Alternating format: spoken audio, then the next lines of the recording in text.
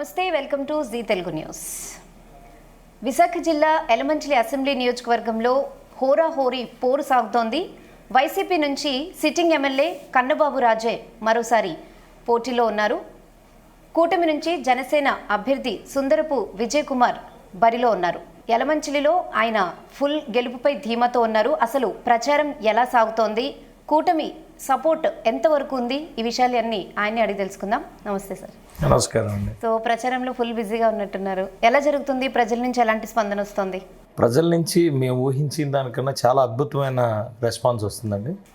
యాక్చువల్గా ఈ ఎలక్షన్ వరకు మాత్రం ప్రత్యేకమైన పరిస్థితులు ఓవరాల్గా ఆంధ్రప్రదేశ్ స్టేట్ అంతా, ఆ ప్రత్యేకమైన పరిస్థితులు వ్యూహాలు, ఈ వ్యూహంలో ముఖ్యంగా చెప్పాలంటే ఈరోజు ఆంధ్రప్రదేశ్కి పవన్ కళ్యాణ్ గారు ఎవరైనా ముఖ్యమంత్రి అవ్వాలి, మంత్రి అవ్వాలి, మన పార్టీ ఉండాలి, ఇవన్నీ పక్కన పెట్టి ముందు ప్రజల్ని రక్షించుకోవాలి, ఆంధ్రప్రదేశ్ని రక్షించుకోవాలనే ఒక దీంతో ఆప్షన్ తీసుకున్న ఆప్షను. అంటే ఎవరు అలా తీసుకోరు, ఎవరు నాకు తెలిసి ఎప్పుడు ఎవరు తీసుకోరు. అలాంటి ఒక నిర్ణయం తీసుకున్నారు. ఆంధ్రప్రదేశ్ని రక్షించారు అంటే అది పవన్ కళ్యాణే. సో ఆయన తీసుకున్న నిర్ణయానికి పెద్దలు చంద్రబాబు నాయుడు గారు కానీ, మోడీ గారు కానీ ఆయన పెయిన్, ఎందుకు ఆ నిర్ణయం తీసుకున్నారనే పెయిన్ అర్థం చేసుకున్నారు. వాస్తవానికి అది బాగా తెలుసు కాబట్టి, వాళ్ళకి కూడా ఈ రాష్ట్రం బాగుండాలని అనుకున్నారు కాబట్టి ఈరోజు ఒక ఎజెండా మీదకి రావడం జరిగింది. కాబట్టి ప్రజలు ఈరోజు ఉమ్మడి పార్టీలకి, మాది ఏదైతే కూటమి ఉందో కూటమికి విపరీతమైన రెస్పాన్స్, మామూలు రెస్పాన్స్ కాదు, విపరీతమైన రెస్పాన్స్. సో ఎక్కడికి వెళ్ళినా కూడా మేము వెళ్ళడం మా కోసం వెయిట్ చేస్తున్నారు. అది మధ్యాహ్నం 2 గంటలకైనా కూడా అలాగే వెయిట్ చేస్తున్నారు, రాత్రి 10 గంటలకైనా అలాగే వెయిట్ చేస్తున్నారు. సో డెఫినెట్గా మంచి రెస్పాన్స్, మామూలు రెస్పాన్స్ కదండి. ఓకే, అంటే జనసేనకు ఈ నియోజకవర్గం మీద మంచి పట్టుంది. దాంతోపాటు టీడీపీ, బీజేపీ పొత్తు కూడా మీకు కలిసి వస్తుందా? సో ఎంతవరకు ఉంది?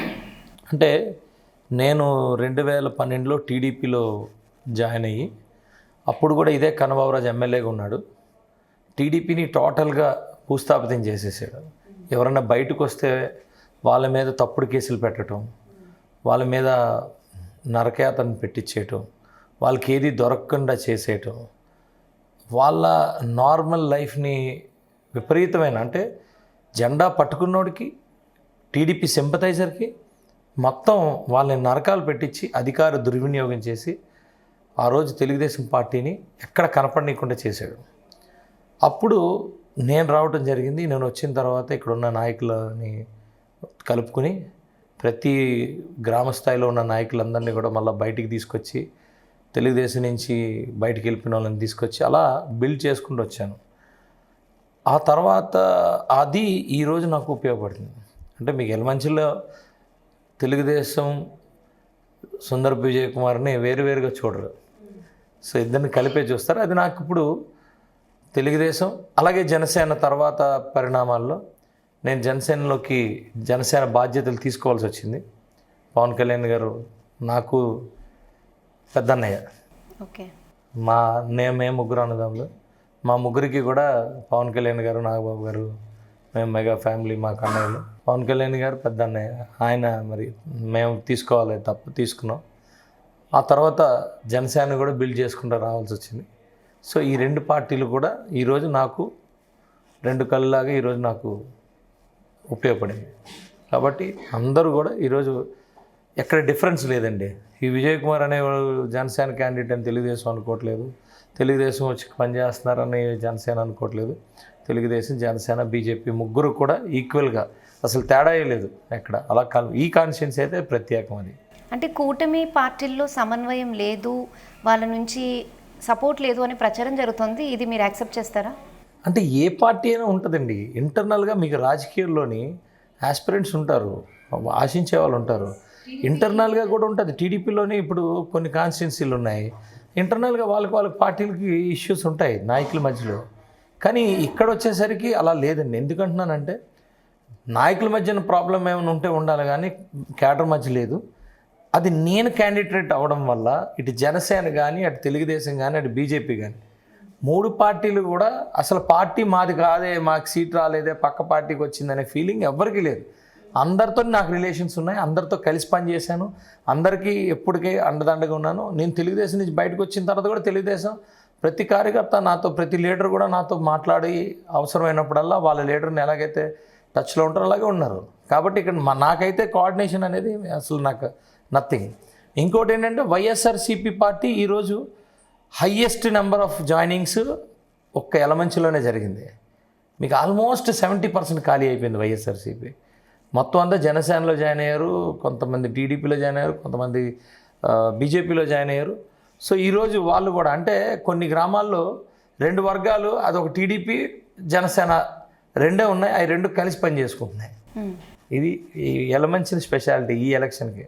ఓకే, అంటే సిట్టింగ్ ఎమ్మెల్యేని ఎలా ఎదుర్కోబోతున్నారు? నేను ఆల్రెడీ ఆయన ఎమ్మెల్యేగా ఉంటుండగా నేను 13-14 సంవత్సరాలు పనిచేశానండి. మధ్యలో 14 నుంచి 19 మధ్యలో ఆయన షాడో లాగా టీడీపీకి వచ్చాడు. కానీ ఆ ముందు ఆయన ఉన్నప్పుడు ఎవ్వరూ బయటికి రాలేనప్పుడు నేను వచ్చాను 12లో.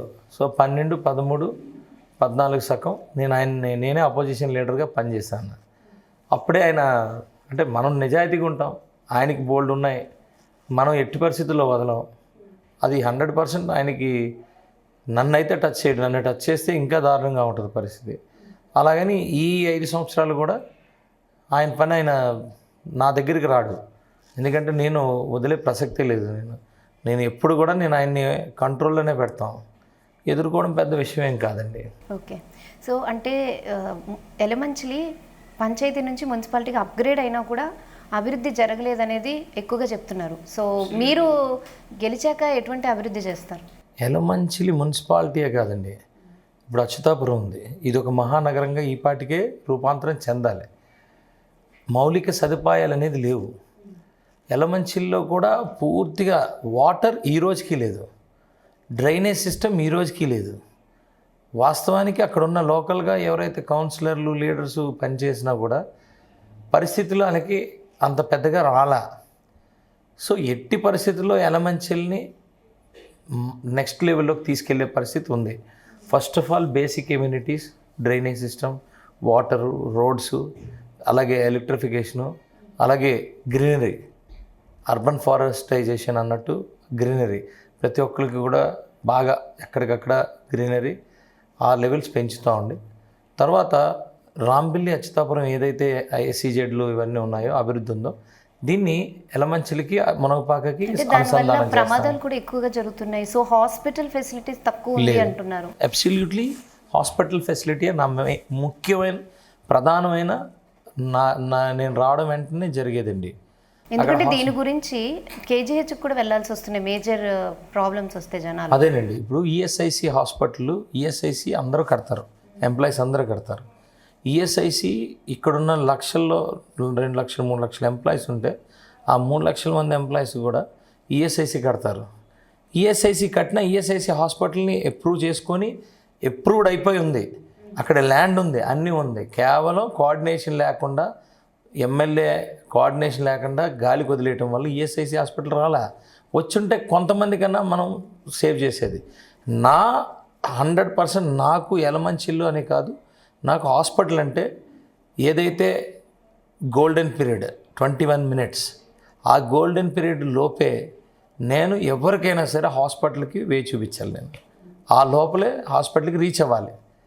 ఆ హాస్పిటల్ రీచ్ అయిన టైం అంతకన్నా బెస్ట్ ఇది ఉండదు. దానికి ఇన్ఫ్రాస్ట్రక్చర్ కూడా అలాగే డెవలప్ చేసుకోవాలనేది నా ఇది. వచ్చిన వెంటనే మాత్రం ఈఎస్ఐసి కట్టిస్తాం. యలమంచిలి హాస్పిటల్ ఇప్పుడు అది ఆల్రెడీ కట్టారు కానీ దాన్ని ఆపరేషన్లోకి రాలేదు. దాన్ని ఇది బెస్ట్ హాస్పిటల్గా తీర్చిదిద్దాం. మా మేనిఫెస్టోలో కూడా హాస్పిటల్స్ మేము పెట్టుకున్నాం. సో హాస్పిటల్స్ మీరు ది బెస్ట్ హాస్పిటల్ యలమంచిలి అచ్యుతాపురంలో చూస్తారు. ఓకే, లాస్ట్ టైం కూడా పవన్ కళ్యాణ్ మిమ్మల్ని నమ్మారు, ఈసారి కూడా సెలెక్ట్ చేసుకున్న తక్కువ మందిలో మీరున్నారు. సో పవన్ కళ్యాణ్ అంతగా మిమ్మల్ని నమ్మడానికి ఏంటి కారణం?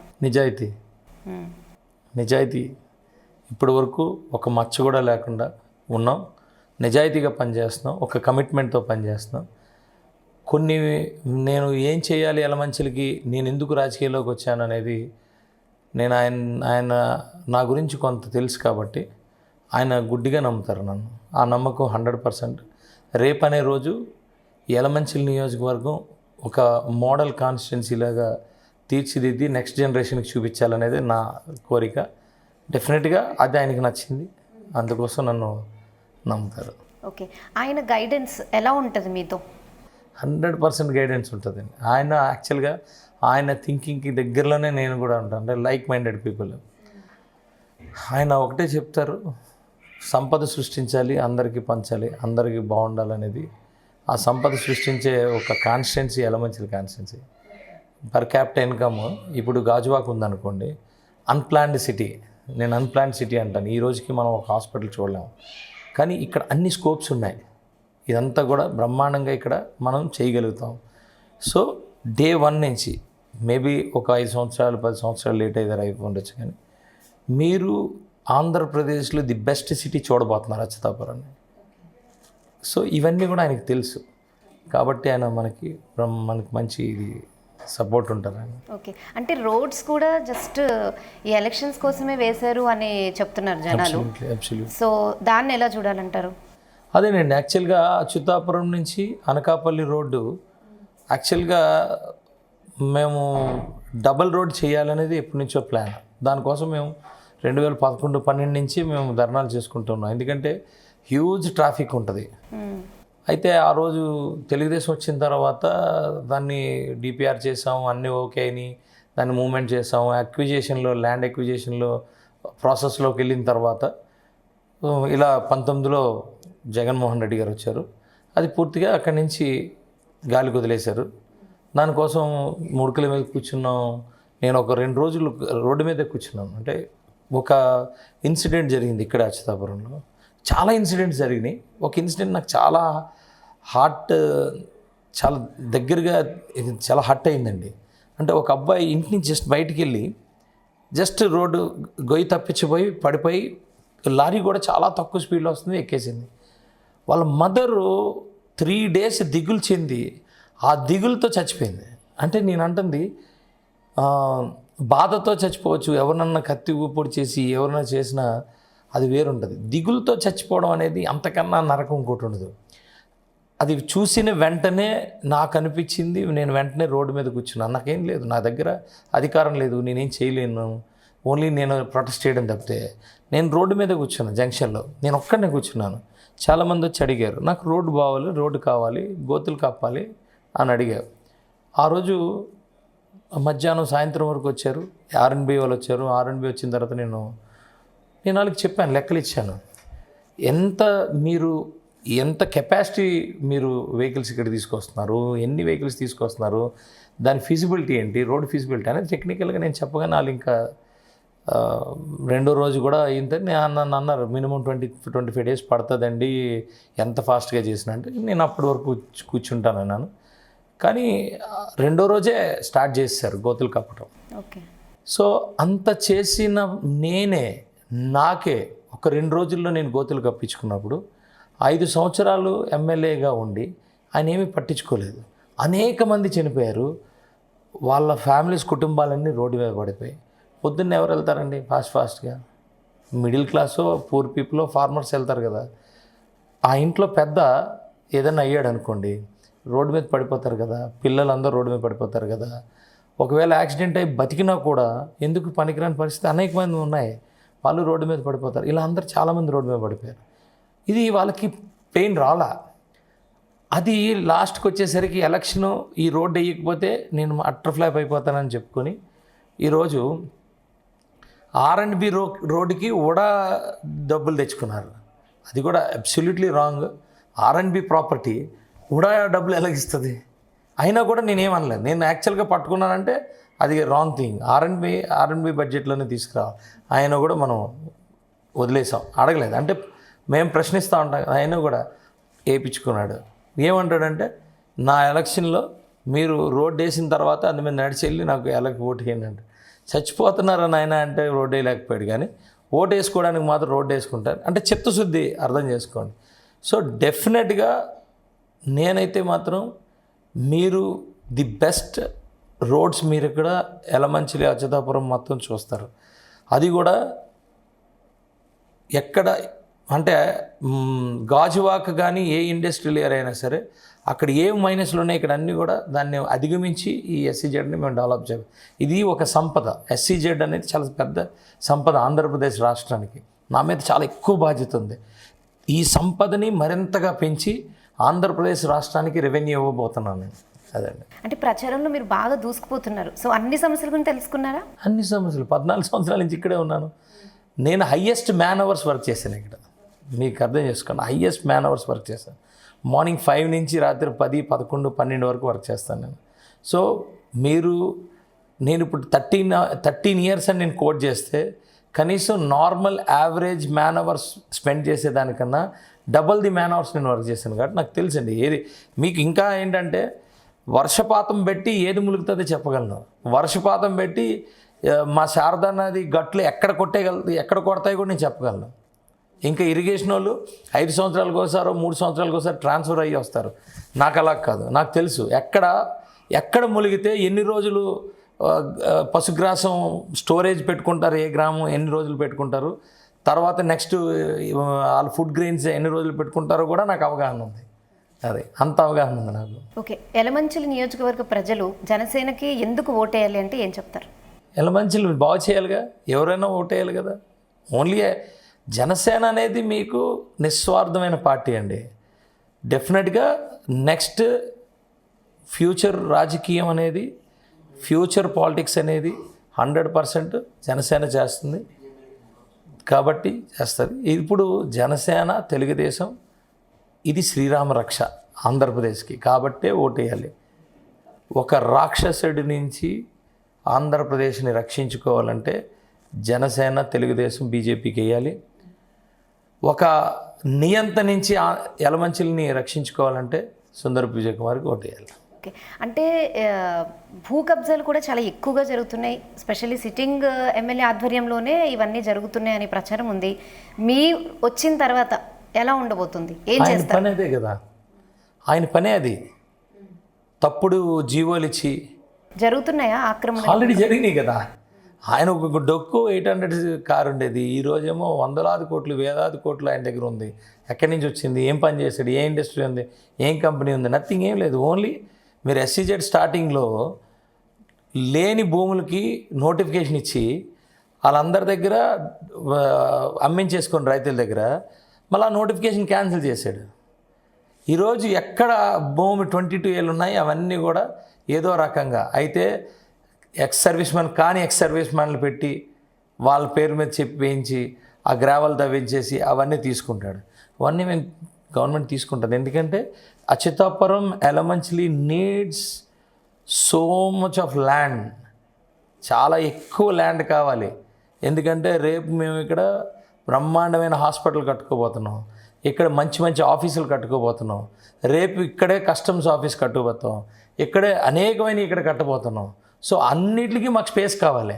రేపు పార్కులు కావాల్సి వస్తే, రేపు పెద్ద పెద్ద కాలేజీలు యూనివర్సిటీలు రాబోతున్నాయి, ఇక్కడ టూరిజం రాబోతుంది. కానీ మాకు కావాలి స్పేస్, బోల్డ్ స్పేస్ కావాలి. ఇక్కడ పూర్ పీపుల్కి మేము హౌసింగ్ ఇవ్వాల్సి వస్తుంది. కాబట్టి గవర్నమెంట్ ల్యాండ్ 22Aలో ఉన్న గవర్నమెంట్ ల్యాండ్ అంతటినీ ప్రొటెక్ట్ చేస్తాం, బ్యాక్ తీసుకోగలుగుతాం. అవంతా కూడా మాకు యూసేజ్ కావాలి. ఇది ఒక పెద్ద సిటీ అవ్వబోతుంది. ఇది